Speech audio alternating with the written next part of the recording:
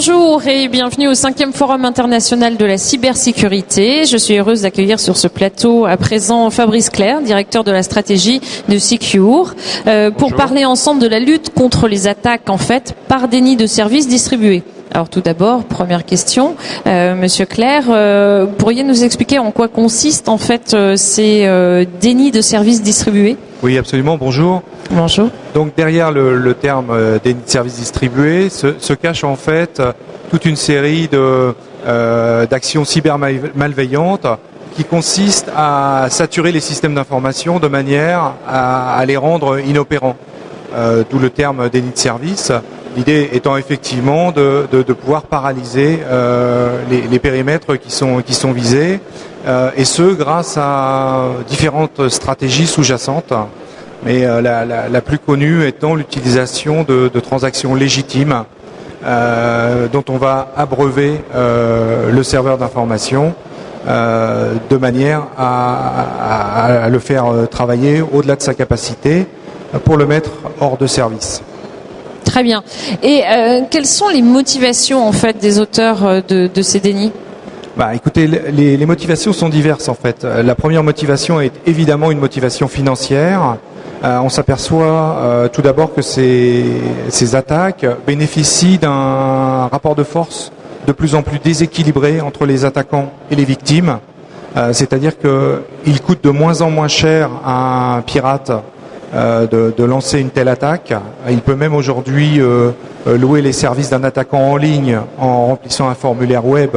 On peut aujourd'hui louer les services d'un attaquant en ligne. Absolument. Vous remplissez un formulaire tout simplement, vous payez avec votre carte bancaire, vous désignez l'adresse IP de votre cible et c'est un mercenaire qui attaque pour votre compte et qui vous facturera en fonction des moyens dont il aura eu besoin pour réaliser l'attaque. D'accord. Ce sont des sites en France ? D'entreprises entre guillemets en France ou écoutez, indépendants ? Ces sites-là sont des sites qui n'ont pas pignon sur rue en France, qui sont évidemment illégaux et que l'on retrouve dans certains pays asiatiques où malheureusement qui n'ont pas les mêmes lois. L'action est limitée. Voilà. D'accord. Bien. Et donc aujourd'hui, on a vu les motivations en fait des auteurs. Donc moi personnellement, je viens d'apprendre quelque chose, mais je comprends d'un point de vue en fait juridique, il est difficile de contre-attaquer ou en tout cas de se faire respecter par défaut. Et quel rapport avec le FIC aujourd'hui ? Alors je le vois bien sur la cybersécurité par les cyberattaques, mais y a-t-il d'autres rapports en fait que je n'aurais pas encore identifiés ? Alors. En fait, le rapport avec le FIC est lié à l'autre grande motivation de la part de cybercriminels qui perpétuent ce genre d'attaque, qui sont des motivations idéologiques, qui consistent à paralyser des systèmes d'information institutionnels ou gouvernementaux, plutôt pour faire passer des messages protestataires ou pour réaliser une action, un coup d'éclat finalement. On entend beaucoup parler des Anonymous, qui sont typiquement partis de ce genre de cyberattaquants, de manière à pouvoir protester contre certains événements ou contre certaines organisations. Et donc de ce point de vue, ce type d'attaque pouvant à la fois cibler des entreprises pour des raisons économiques et des organisations institutionnelles, gouvernementales, de défense pour des raisons plutôt idéologiques. Elles ont donc si vous me permettez l'expression, une application duale, à la fois civile et militaire finalement, civile et gouvernementale. Et donc de ce point de vue, c'est un sujet de préoccupation qu'il est sans doute important de mentionner à l'occasion du FIC. D'accord. Donc aujourd'hui, il existe des moyens de s'en prémunir, en partie ? Alors, je dirais dans ce domaine, j'ai une bonne et une mauvaise nouvelle pour vous. La mauvaise nouvelle, c'est que il est très difficile de s'en prémunir. Alors, pour plusieurs raisons. D'abord, parce que ces attaques utilisant essentiellement des trames légitimes, les systèmes de sécurité traditionnels ne sont pas conçus pour les détecter. Oui, on a vu ça au travers en fait des interviews. En fait, c'est penser de façon originelle dans un système d'information la sécurité. Voilà. Et alors l'autre inconvénient de ces attaques, c'est qu'elles sont distribuées, comme leur nom l'indique, c'est-à-dire que la charge de l'attaque est répartie sur un grand nombre d'attaquants, sur une coalition de nombreux attaquants, Et ça présente aussi l'inconvénient pour les défenseurs de devoir faire face à une menace multidirectionnelle. Ouais. Donc il ne suffit pas de couper l'attaque, le chemin d'attaque, puisqu'il y a une multitude de chemins d'attaque possibles. Voilà, donc ça c'est pour la mauvaise nouvelle. La bonne nouvelle, c'est que oui, faut les bonnes nouvelles. Malgré tout cela, il existe aujourd'hui quelques solutions qui permettent de lutter contre ce type d'attaque. L'idéal étant de permettre à différents systèmes de sécurité de collaborer entre eux et d'envisager les mesures de protection contre ce type d'attaque à différents niveaux, au niveau des infrastructures informatiques. Donc typiquement, une attaque de ce type réalisée de manière massive peut éventuellement être prise en compte au niveau d'un opérateur ou d'un fournisseur d'accès avec des moyens lourds et de manière complémentaire à différents niveaux de l'infrastructure informatique par des moyens plus agiles, plus légers, oui. Qui permettront de compléter le dispositif contre ce type d'attaque et qui permettront d'en atténuer l'impact ou de les annihiler totalement. Alors tout à l'heure, nous avons reçu ici même sur ce plateau en fait un responsable informatique sécurité d'une grande entreprise française qui est venu aussi faire un peu porte-parole en partie pour l'association CERT IST. En faites-vous partie en fait, et quel est le rôle de ces associations face aux produits que vous pouvez proposer aujourd'hui ?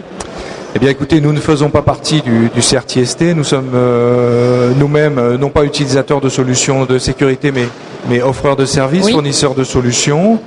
Et à ce titre, évidemment, nous souhaitons aussi nous faire connaître d'un certain nombre d'organisations qui ont pour but de conseiller les entreprises, de les alerter en cas de menace et éventuellement de leur faire connaître l'existence d'un certain nombre de dispositifs et de solutions qui pourraient leur permettre de lutter contre certains types d'attaques. D'accord. Aujourd'hui, vous adressez en fait votre plus grande cible, c'est laquelle ? C'est les PME, les grandes entreprises françaises en fait, ou les institutionnels ? Alors aujourd'hui, je dirais nous nous intéressons en premier lieu aux acteurs de l'Internet dans une logique aux acteurs de l'Internet, oui. Donc en particulier les opérateurs de télécommunications, les fournisseurs d'accès, dans la mesure où ces organisations peuvent utiliser un profit nos solutions pour offrir un service protégé à leurs propres clients. D'accord. Sachant que pour le coup, le client final qui peut bénéficier de l'utilisation de solutions telles que les nôtres ou d'autres solutions éventuellement, sont des entreprises de toute taille. Donc évidemment on pense aux grands comptes parce qu'à partir du moment où il y a des flux d'informations importants, ce type d'attaque peut occasionner des dégâts considérables. Mais on pense aussi à des PME dont l'activité les expose particulièrement à ce type de menaces. Et on pense en particulier aux entreprises qui font du business en ligne, mais également qui produisent en ligne, comme des fournisseurs de contenu. Voilà, tout type d'activités qui doivent reposer sur une forte disponibilité de leurs moyens de communication. Alors, puisque les moyens nous en sont donnés aujourd'hui sur ce plateau télé, quels sont les éléments différenciants en fait que possède Secure dans ce domaine ?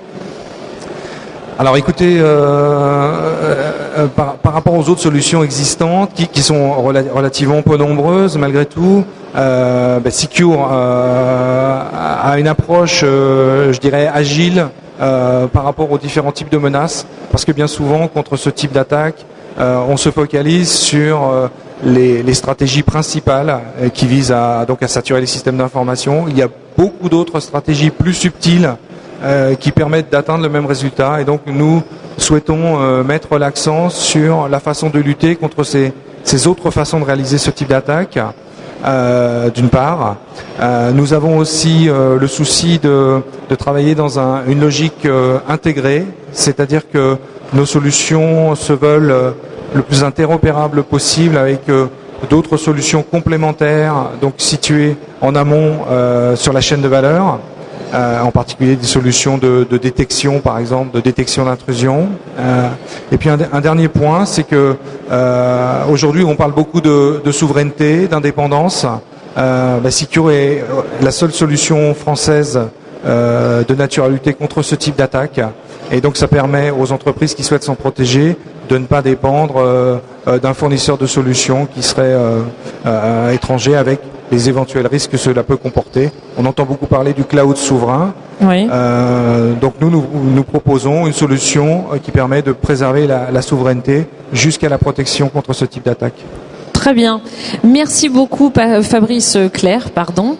Et on peut vous retrouver en fait sur votre stand ici même au FIC qui a lieu jusque ce soir au stand Secure. Donc merci Absolument. beaucoup. Merci à vous.